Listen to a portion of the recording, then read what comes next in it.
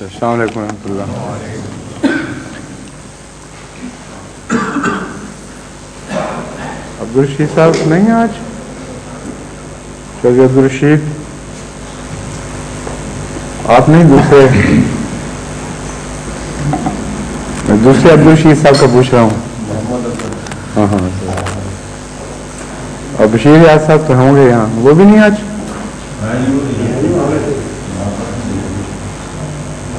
بیٹھے ہوئے ہیں.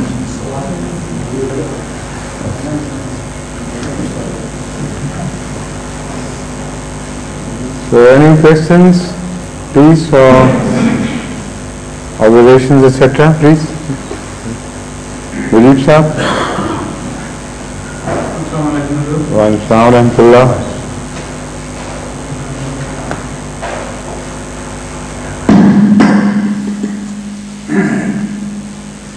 This is in continuation of the meanings of qadara, as we were kind of explained. Meaning of?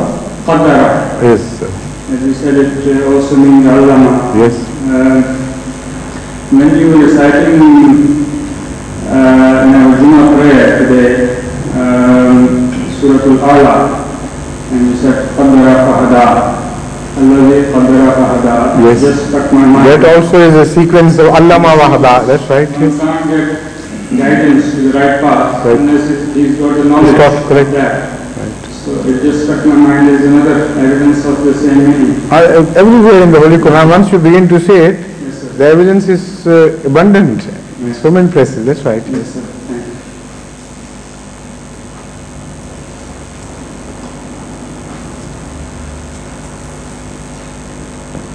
So anyone else who would like to ask a question or two? Who a virtuous, pious and righteous person can be bought at 70 minutes in the heaven after death according to Hadith. Fine? The virtuous, righteous, Yes. and What was the second part? That I couldn't follow. Yes. he should be awarded 70 nymphs in the heaven after death according to Hadith. 70 nymphs. 70 names? Nymphs. Nymphs. Nymphs. You mean hoor? Yes. Huh? Yes. Why don't you call it a hoor simply? Nymph is something different. Nymphs, as according to Hadith, after death, virtuous man should be awarded 70 nymphs in the heaven. No, the nymph is a different word, as I'm telling you. Nymph is like a pari Yes. or any, ghostly thing. So it is, hoor is a different term of the Holy Quran. You shouldn't restrict the meaning of hoor to a nymph. Anyhow, but is there any message about the virtuous women in the Hadith? The virtuous women and virtuous men both will be given the hoor. How have you determined the sex of a hoor to be a lady? I thought so. Because you are thinking too much of yourself, not of your wife. The fact is that there will be no sex as such, as you know it. All people who would go to heaven would have companions. The Holy Quran stresses on companionship. And that is the companion which will be given both to men and women.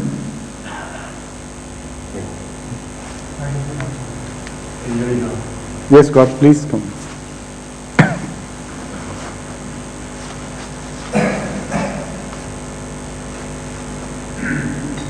I didn't come to ask questions because nobody else is like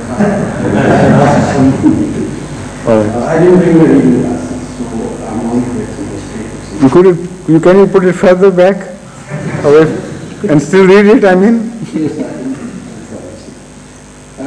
why don't you give to Imam Saad? He'll read it for you. Yes, it's very easy. Yes. Yeah, you're going to be. Yes.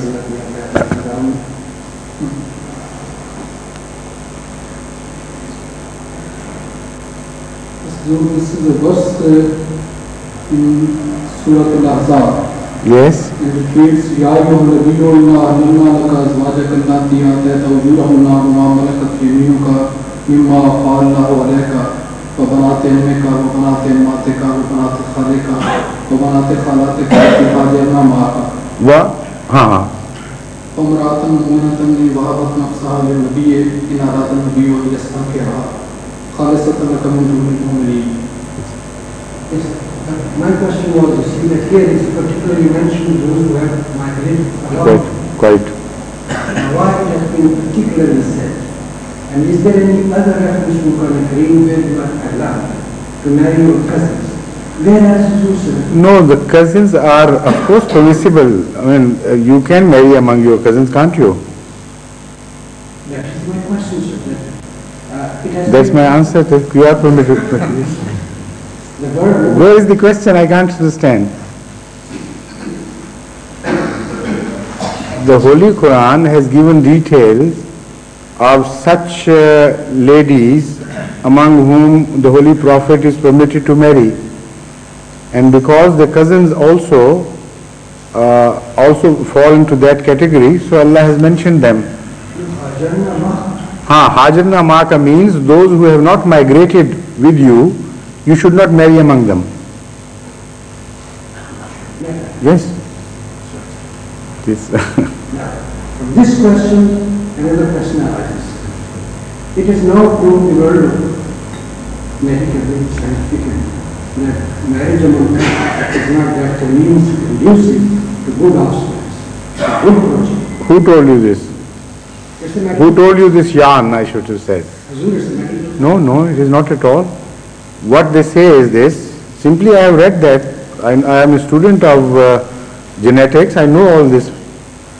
The fact is that if you marry too much among your relatives continuously, without a change of blood, then after many generations, two things happen.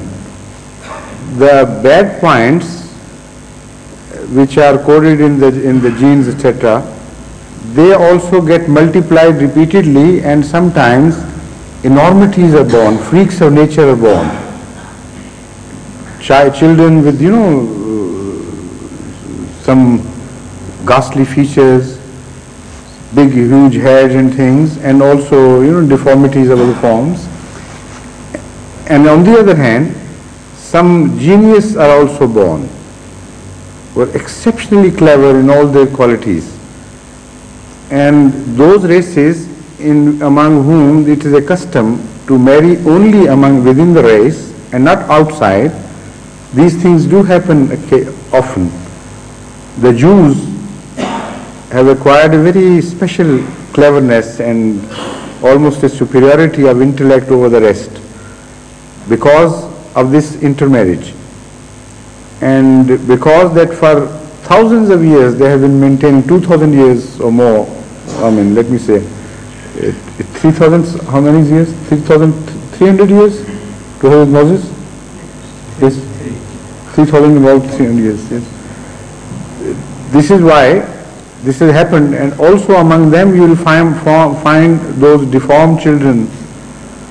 So this scientific observation relates to a much larger experience of human race, covering many generations, and only it's applicable when you strictly marry within your relations and not outside.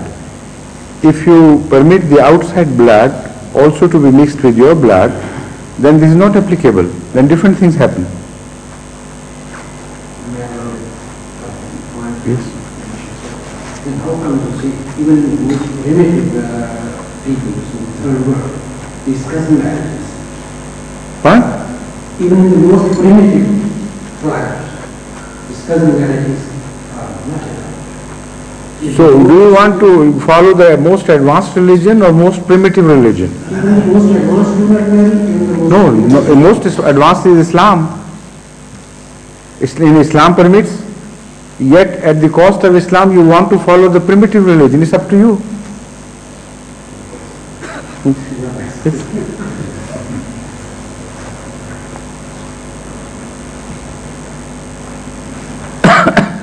Any other question, please?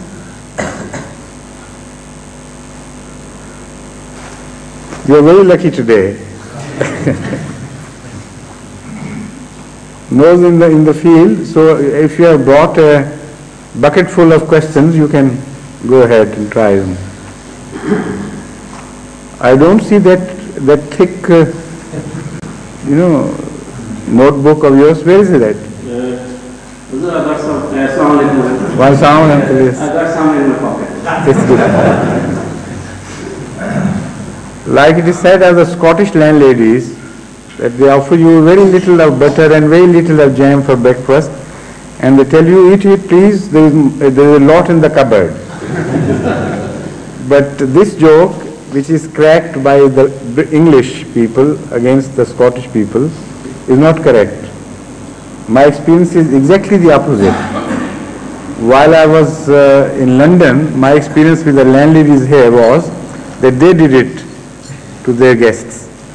But when I went to Scotland for the first time, I found them very generous. Everything was just copious and, so generously offered you.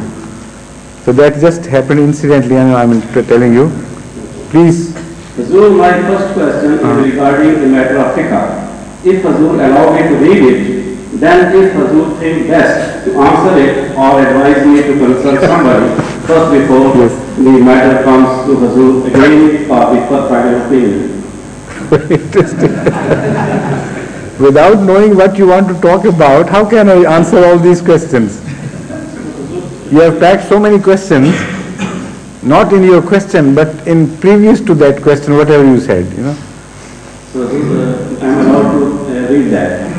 Without that, I can't decide. So I go ahead. Unless I know what you're talking about, I can say you're permitted or not. Some modern thinkers regarding Islam have interpreted the teachings of Islam on the following matters. I request Hazur's opinion regarding them.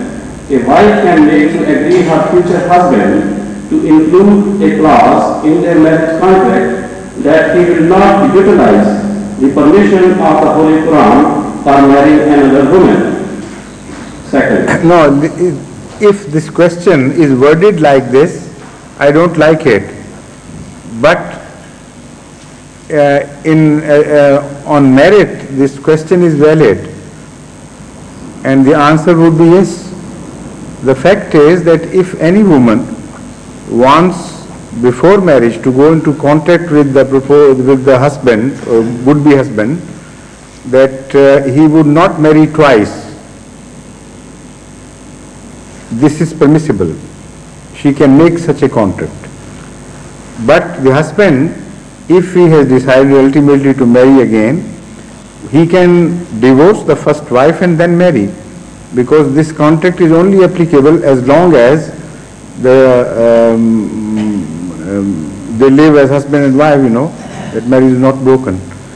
Why this is permitted? Because Islam does not order every Muslim to marry more than once. It is a permission. So in case of a permission, such a contract can be made and nothing wrong with it.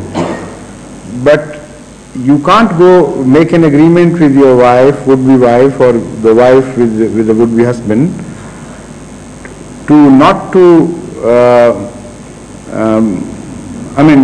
can't go into contact about not divorcing each other, because this is interfering in the Quranic injunctions, because the situation for divorces appears, and then if it appears, there will be no alternative left. In case of marrying twice, there is an alternative. You can divorce your wife.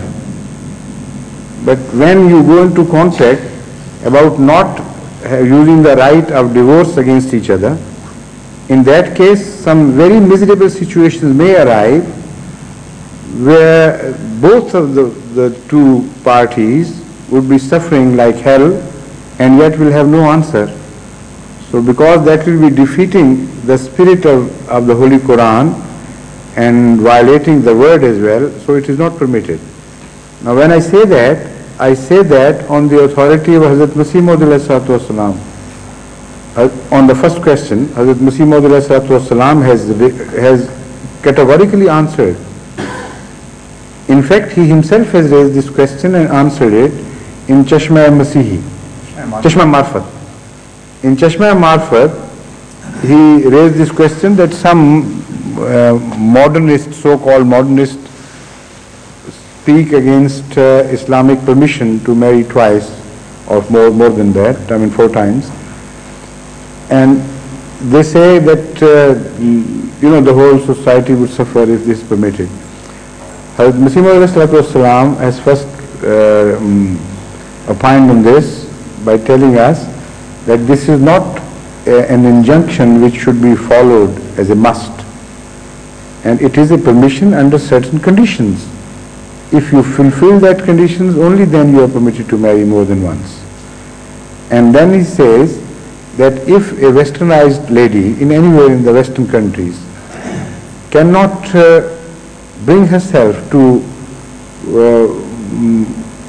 cooperate with the second wife, it's impossible for her, then it is permissible for her to go into a contract before marriage, binding her husband's hands not to marry again while this marriage is good. So already the question was raised by Hazrat Masih Maud and answered by him. Second part. When a person wants to marry to a second wife, he should first get the permission. Marry to a second wife? This is another question now. But if he has already got another wife, why should he marry her twice? Let me complete the sentence. This sentence is quite enough. It says if a husband wants to marry his second wife. Second time. Yes, that is better now. Yes.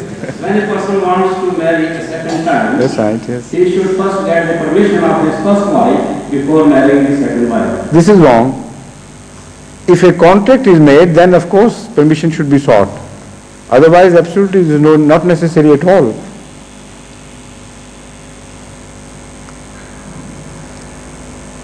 Isn't it rather late in life for you to ask such questions?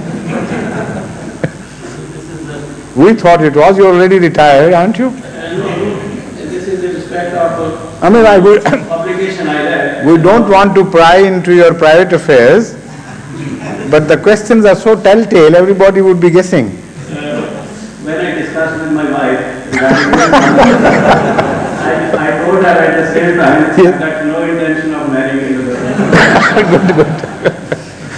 Good. So you have put her to rest already, huh? Her fears. Second question. Yes. Second or third? To my count. Huh? The first was 2 parts, all right, yes. If somebody wants to ask. No, go ahead. After him.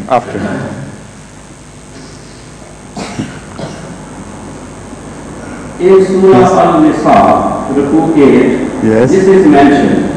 O ye who believe, obey Allah Ta'ala and obey His Messenger and those who are in authority among you. And if you differ in anything among yourselves, refer it to Allah and His Messenger, if you are believers in Allah and the last day. Right. That is best and most commendable in the end. Hazur most kindly advised us 2 things regarding the obedience of those who are in authority among us. Yes. First, how the Muslims should behave to those in authority who are cruel and unjust. Secondly, when we say that a Muslim must be loyal to the country where he lives, Hazur also advised us which surah of the Holy Quran refer to this subject. As far as the first part of your question is concerned, the answer is demonstrated already in Pakistan by Ahmadis. The way Ahmadis are living in Pakistan, a Muslim should live like that. This is our answer.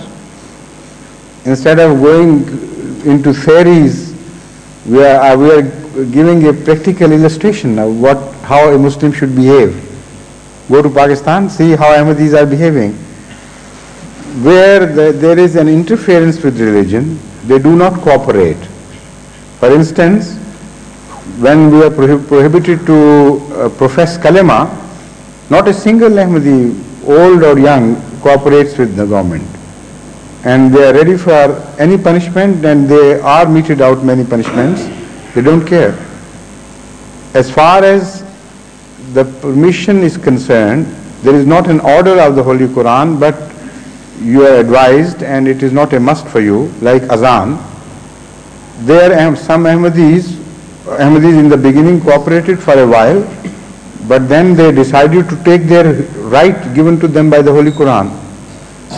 So in such cases, they could have abandoned of volition some rights where there is a rukhsa, and in other cases they could not abandon their rights. So in the first case, they did not cooperate an inch with the government, and they were ready for all punishments given to them by that cruel ruler, as you have just mentioned. In the other case, they did, but after a while they decided no. So they started saying azans. Some of them are proceeded against by the law, but they don't care. And in majority of cases in Pakistan now, in the rural areas particularly, the azan is being said now. As far as the orders of Huzur Akram Sallallahu Alaihi Wasallam are concerned, within the limelight, the four walls of this order, injunction you have just read from the Holy Quran, it is very clear, if you couple this verse with the instructions of Muhammad Sallallahu Alaihi Wasallam, it is very clear that if a ruler is cruel in any way, you cannot rebel against that ruler while within that state. This is what is forbidden. If you can leave the country, first you will have to leave the country, and then you have the right to attack the country and take your right back. But living within the state, you are not permitted to violate the laws of the state, even if they are cruel.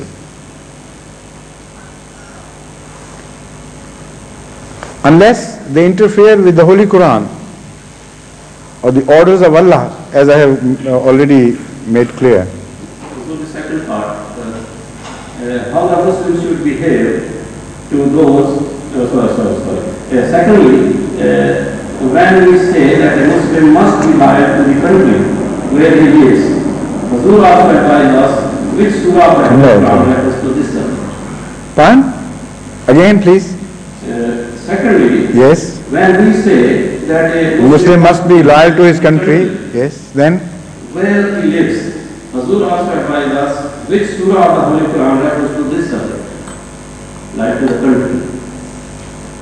the country, Yes, the country. country could not be mentioned here because the Ulul Amr is mentioned, so Ulul Amr has to be of some country, big or small. Everything is covered by that word. One can't be loyal to a country as such. The country is always represented by some form of government. So in reality, you are loyal to the government, not to the soil as such. It is just a human expression that we are loyal to the soil. In reality, the loyalty is to the government which covers that soil, whatever you call it, however big or small that be. This is a connection. I think there is a hadith of the Holy Prophet Ul Batne. Min al-Iman, yes. So, Watan, that is not the government. I understand that the Watan, the country. you understand correctly, but you asked me to remain within Yes, the Holy Quran. the Holy Quran. Yes. So I answered according. No, yes. So according to the Holy Quran, now you are taking me out to the tradition. No, I knew that. I say, There is a no. tradition, but I wanted to know if there is anything. So I have answered. from the Holy Quran. I have answered you that in the Holy Quran I don't read any reference. I don't know any reference. I don't know any verse in the Holy Quran which has made reference directly to Watan. Not to my knowledge. But an inference can be drawn. And this, when Hazrat sallallahu alaihi wasallam enjoins upon us to do something, then you remember this principle that he always speaks on behalf of the Holy Quran, never on any other behalf. So because this tradition is found, from that we can safely refer that either he has inferred this from the same verse as you quoted or some other verse.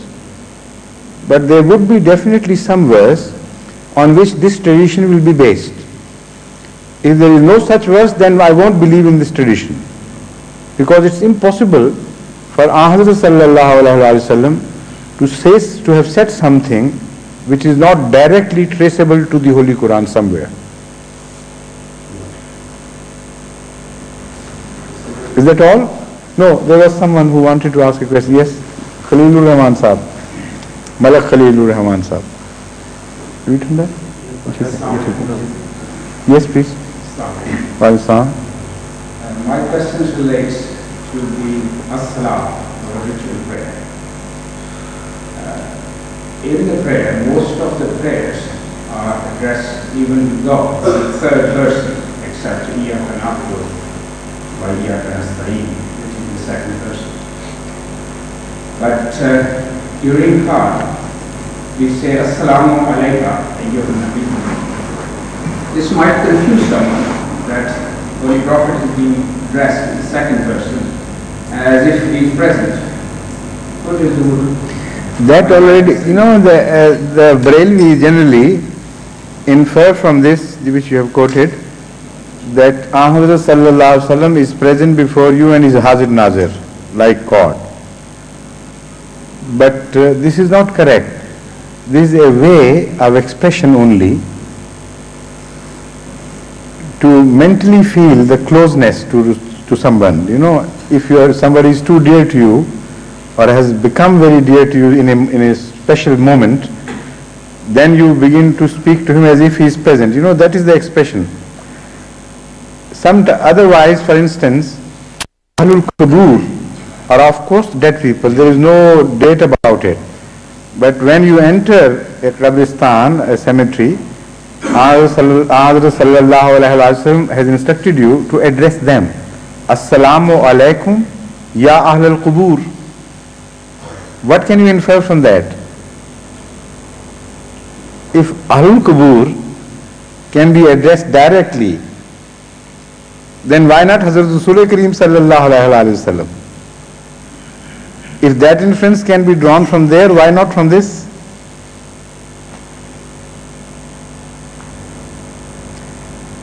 Any other question, please?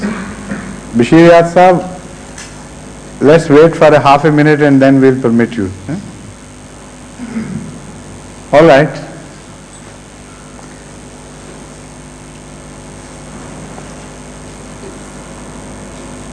Anyway, I had an appointment this evening, so it's good. I'll be relieved earlier. No. Not that way. Not that much hurry. You can ask a few questions. At a previous opinion, Hazur mentioned that Surah Al-Fatiha, the Fatiha, has an healing effect. Also, this is mentioned that honey has a curing quality for the human beings. That's right. Hazur most kindly advise us whether anything else apart from the above is mentioned as having a curing quality in the Holy Quran.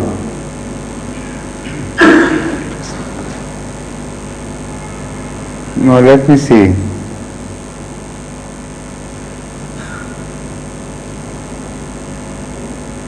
I don't remember any particular reference to any particular thing to have a special quality of curing someone.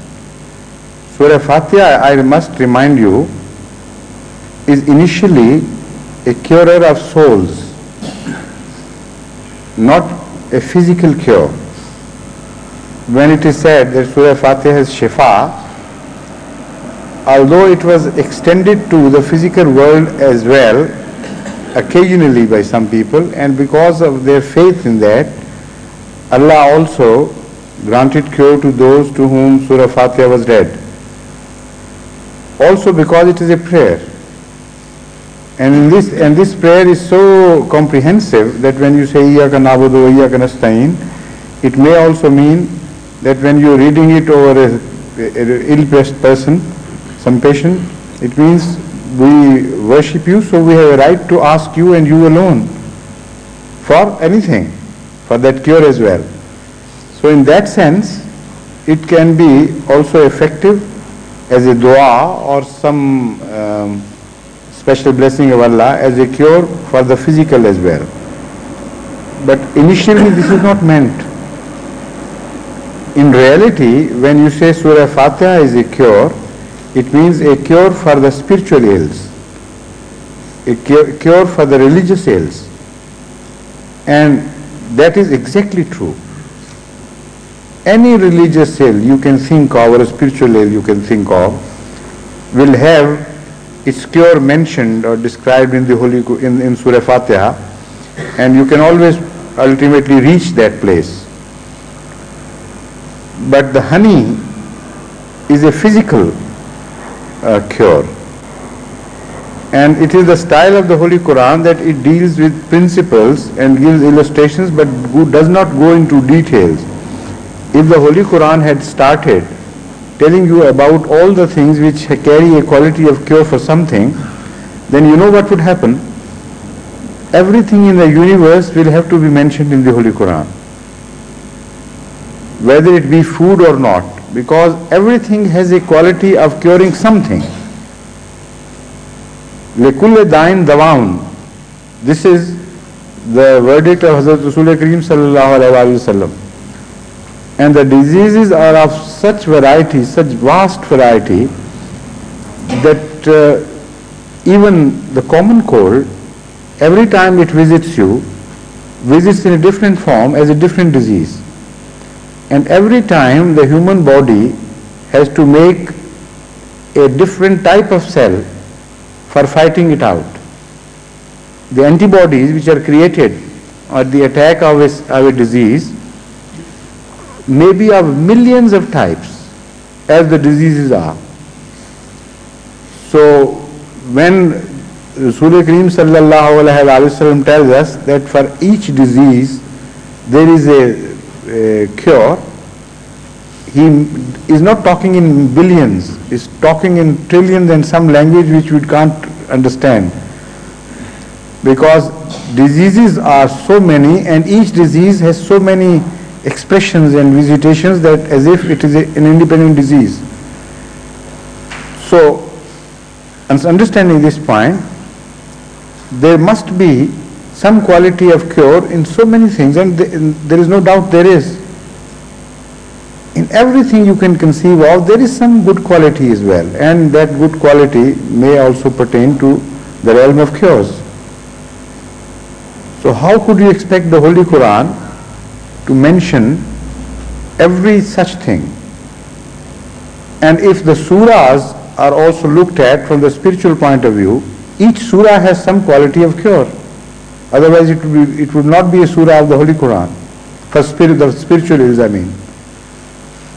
So why pick out Surah Fatiha? Now the very best are chosen. The most comprehensive are chosen. Of all the things which have a widest influence in the field of cure, honey is the one. It has the widest influence over diseases. Its spectrum is the biggest, largest spectrum. So this is chosen as a representative. Surah Fatiha has the widest application in the cure of the spiritual ills. So it is chosen as the very best specimen, as a representative specimen. Otherwise everything has a cure of some sort or the other. The whole Quran is mentioned as a cure. Yes, exactly, that's right. So I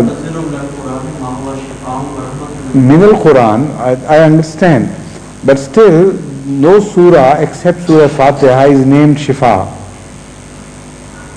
We are talking of that. Why Surah Fatiha is named as Shifa? Why honey alone is mentioned as having the cure, qualities of cure? So I am telling him that it's not to the exclusion of other things, or that there are only a few things which you can treat as having curative values, otherwise the rest are not. What I am trying to explain is that everything has a curative value.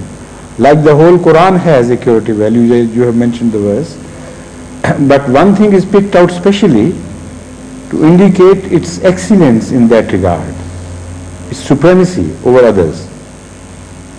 So the Holy Quran is of course a cure for the human ills, every sort of human ill.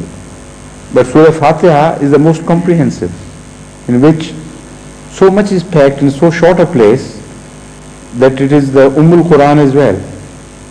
So honey also is very similar in this regard, because the honey is made out of almost entire flora of the world. And when you say honey, it doesn't mean that each quality of honey is a cure for every disease. This is not what is meant by the Holy Quran. Honey as a generic name is mentioned, which means in honey you can find cure. That is to say, for each disease there is possible that the cure lies in some different honey.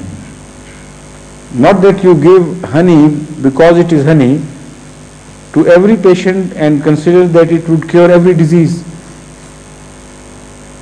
So if you search for the right honey, which is made for a certain flora, then you will find that the finest way of treatment is present in some honeys, because the very essence of a flower is taken out for one particular honey which is being made by honeybees, and in that is added the enzyme of that honeybee, which also has a special quality. So the mixture is the finest cure, but not that each mixture is the finest cure for every disease. Remember this. So a lot has to be investigated in this field. Moreover, it has already been investigated that in the process of honey making, propolis is made, which is the most effective antibiotic ever created by nature. And the scientists find no replacement for this even in human inventions, because this propolis, which is a part of the process of honey making, it is a must for honey making in fact, also speaks volumes about this verse of the Holy Quran telling us fihi shifaa'un linnas. An experiment was being carried out in France some years ago on the word of insects, and it was investigated that what sort of insects carry what sort of particular germs, so that insects could be grouped into certain disease carrying insects. Now, while they were researching on this, one researcher came upon this most fantastic discovery, that the honeybee was only one insect which did not carry any germ of any disease.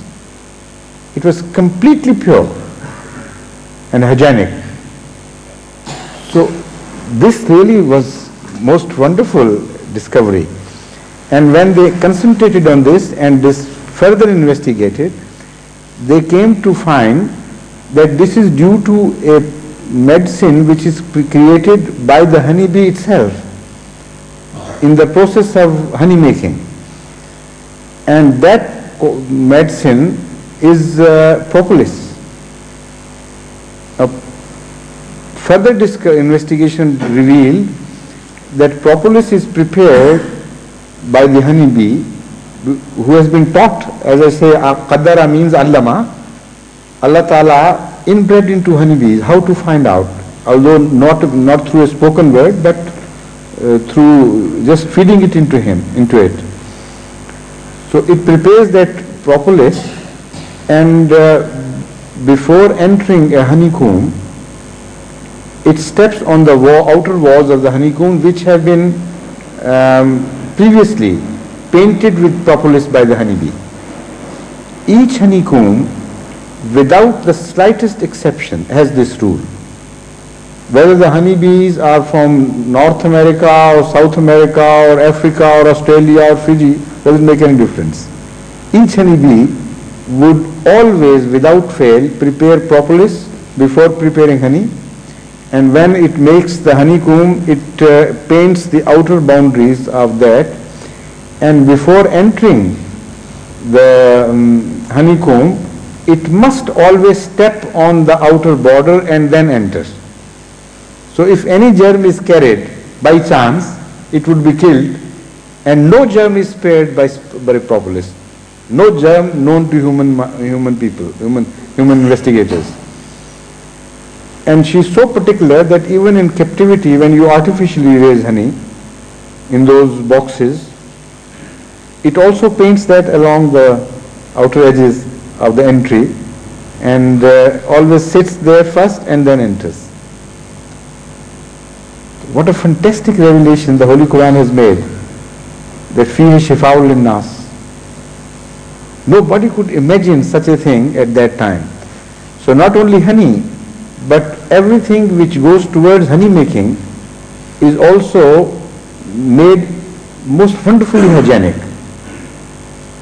And so, here when some people enter the food factory, they are expected to wash their hands and clean their things or wear something. Whatever they do, they cannot make workers there, more hygienically fit than the honeybee is when it enters the honeycomb. So, what about the rest of the qualities? This also has been discovered that for each honey, the honeybees stick to one particular flora which they have started sucking. And as long as that particular flower is available, they will not leave that and switch on to another one. So each honey has its own quality, seasonal as well as region-wise. In England, for instance, some honeys are prepared by the honeybees when the other flowers are not found, and it's only heather which is available. So the honey prepared from heather has a very special quality of that heather. Honey prepared from, for instance, neem, I don't know the English name for that, but a type of acacia plant which has very bitter juice.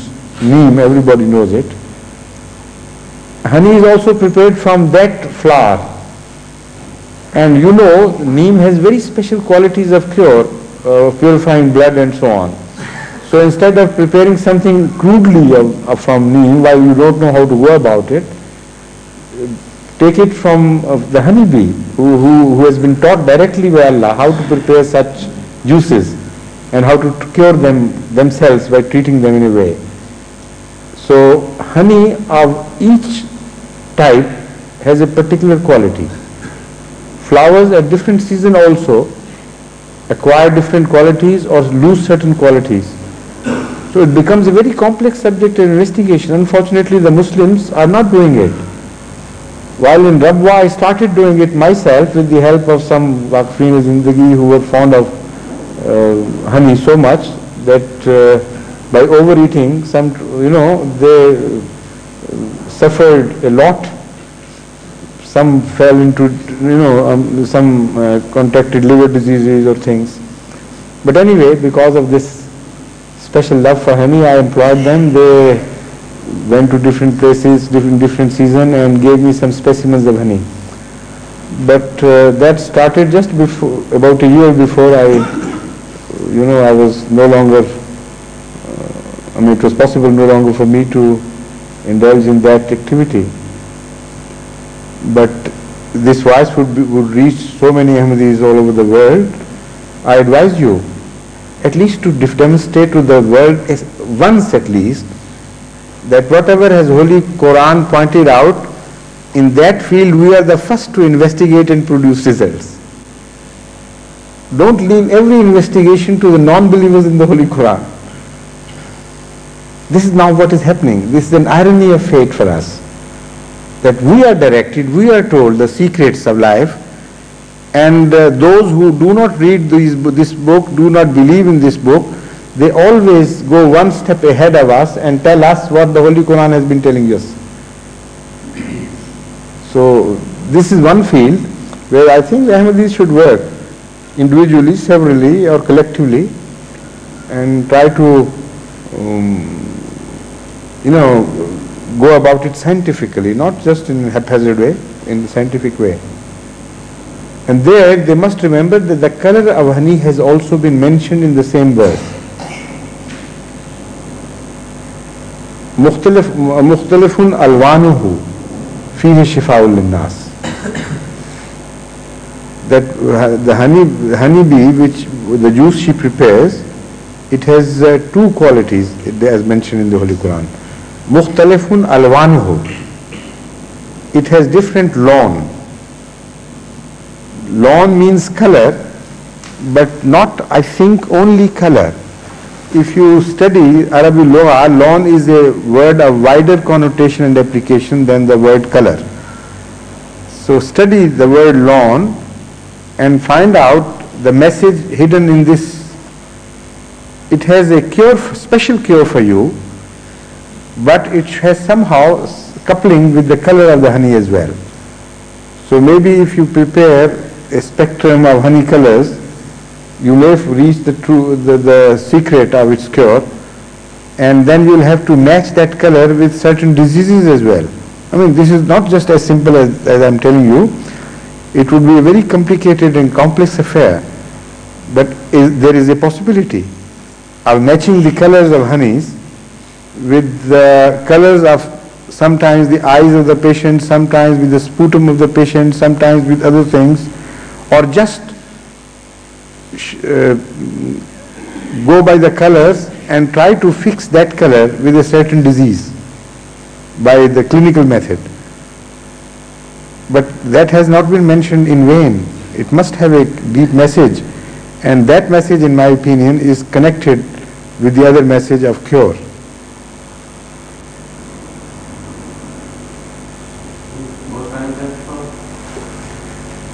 Yes, I think I can give you 10 more minutes. Not only you, 10 more minutes here. No, there is nobody here, please. Very seldom such nights come your way.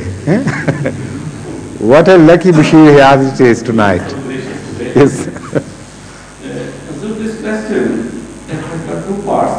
I read only, if Hazur is able to answer one part, then I can continue tomorrow. Unless you waste the whole time of 10 minutes in this, wasteful introduction. Go ahead and attack the problem directly. Yes. As the teachings of Islam cover all human activity, for example, religious, political, and economic, I shall be grateful if Hazur will guide us which of the following system is better for a Muslim state. First, private enterprise. Secondly, government control of commerce and industry. Thirdly, a combination of both the systems as appropriate. Within 10 minutes. Of which you have already taken 5. I got the second part. Read the second part. Yes. Inflation and unemployment are the major problems in some parts of the world these days. Hazur, please throw some light on this matter also and advise us how can both be reduced if people concerned follow the teachings of Islam. Zagmullah. The fact is their questions are valid, very good, very interesting and very appropriate for the modern times. But this place is not enough and appropriate for the answer to these questions. They require an independent treatment in a lecture or some essay or article or something. I think on the economic issue, one day inshallah I'll address the Jamaat, and that address may cover a few hours or maybe a series of lectures, because this is a very important issue which has to be dealt with more thoroughly than so far it has been dealt with. The literature available in the Jamaat in any language is not enough to cover all the aspects of these questions. So I have in mind a sort of much largish treatment of the question, covering all the various aspects and going into the philosophy and the background of the systems, and not only speaking on behalf of Islam as such, but to compare the Islamic system with both the wings, right and left, in detail as much as possible, and then to try to establish the point that the Islamic system is obviously the best. There is no second to it. I mean, even there is no second to it, I mean that. I mean, there is no one near close to Islam. The rest is just hocus pocus as compared to the Islamic teaching. So that, of course, even if the whole session is devoted to this is not the right forum, because this subject should be well prepared before it is answered, and a lot of study has to be made and references collected.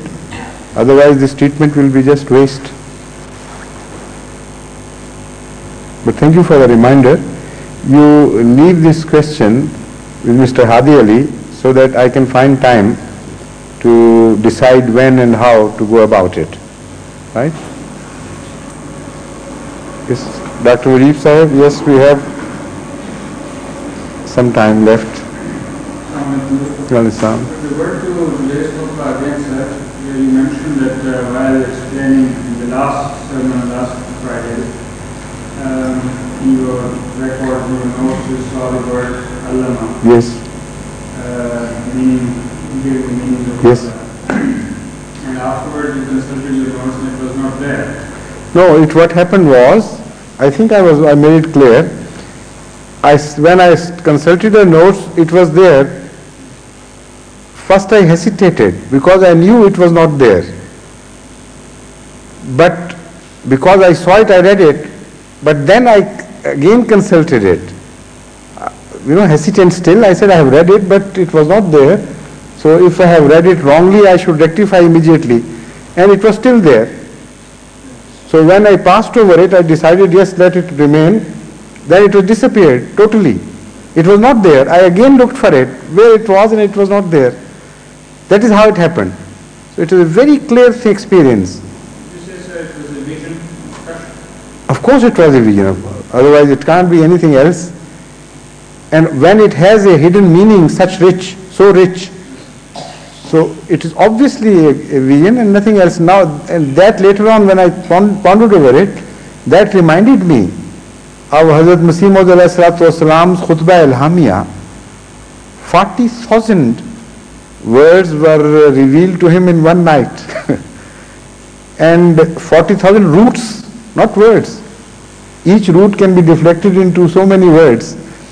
And when some word appeared to be missing while he was delivering, it came before him like this written. So it is not that we see these things from far off, looking back into the history. Our God is alive and it gives us small specimens here and there to reassure us that these things do happen, and meaningfully. Otherwise, some may have just an illusion of seeing something, but it will not be meaningful. It won't carry a very rich and deep meaning in it. This is the difference between a true vision and just an illusion. Obviously, it was not an illusion. Yes.